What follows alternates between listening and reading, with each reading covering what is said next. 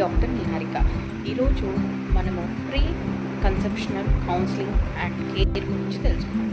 అంటే ఎవరైతే ప్రెగ్నెన్సీని ప్లాన్ చేసుకోవాలి అని అనుకుంటున్నారో వాళ్ళు ఫస్ట్ మీ డాక్టర్ గారిని కన్సల్ట్ అయితే అసలు ఈ ప్రెగ్నెన్సీలో వచ్చే చేంజెస్ కానీ, మీకుంటే భయాలు, అపోహలు, ప్రెగ్నెన్సీ అవుట్కమ్స్ అనేది మీతో డీటెయిల్గా డిస్కస్ చేస్తారనమాట.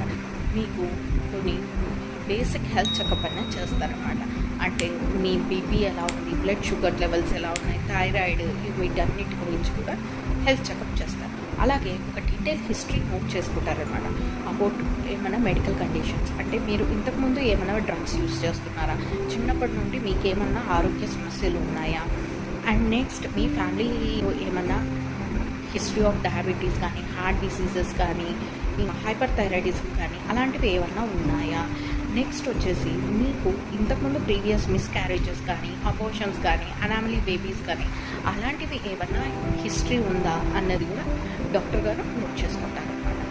ఇంతకుముందు ఏదైనా మెడికల్ హిస్టరీ, ఏమైనా డ్రగ్స్ యూస్ చేస్తున్నారనుకోండి, అది ఈ ప్రెగ్నెన్సీలో సేఫా కాదా, ఈ డ్రగ్స్ యూస్ చేస్తే బేబీకి ఎలాంటి ఎఫెక్ట్స్ చూపిస్తుంది, ఆ డ్రగ్స్ బదులు ఆల్టర్నేటివ్ డ్రగ్స్ ఏమైనా ఉంటాయా, వీటి గురించి మీరు తెలుసుకోవచ్చు అన్నమాట.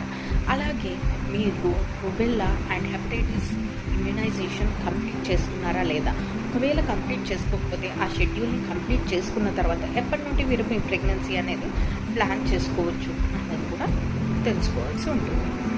డ్రింకింగ్, స్మోకింగ్ కంపల్సరీ స్టాప్ చేయాల్సి ఉంటుంది ప్రెగ్నెన్సీ ప్లానింగ్కి ముందే. న్యూరల్ ట్యూబ్ డిఫెక్ట్స్ని కూడా మీరు అవాయిడ్ చేసుకోవచ్చు.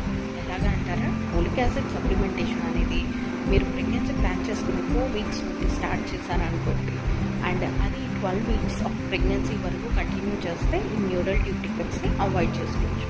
ఓవర్ వెయిట్ కానీ, అండర్ వెయిట్గా ఉన్నారనుకోండి, దాన్ని కూడా మీరు కరెక్ట్ చేసుకోవాల్సి ఉంటుంది. ఐడియల్ వెయిట్ ఉండాలి and we should maintain the BMI 20 to 24 normal రేంజ్లో మెయింటైన్ చేసుకోవాల్సి ఉంటుంది. కరెంట్ ప్రెగ్నెన్సీ లాస్ ఉంటే కంపల్సరీ ఇన్వెస్టిగేట్ అనేది చేసుకోవాల్సి ఉంటుంది. జెనెటిక్ కానీ, క్రోమోజోమల్ కానీ అండ్ స్ట్రక్చరల్ డిఫెక్ట్స్ ఇవన్నీ కానీ కరెక్ట్ చేసుకుంటే మీరు మీ ప్రెగ్నెన్సీ అనేది హ్యాపీగా అండ్ సక్సెస్ఫుల్ అవుట్కమ్స్తో కంటిన్యూ చేయొచ్చు అనమాట.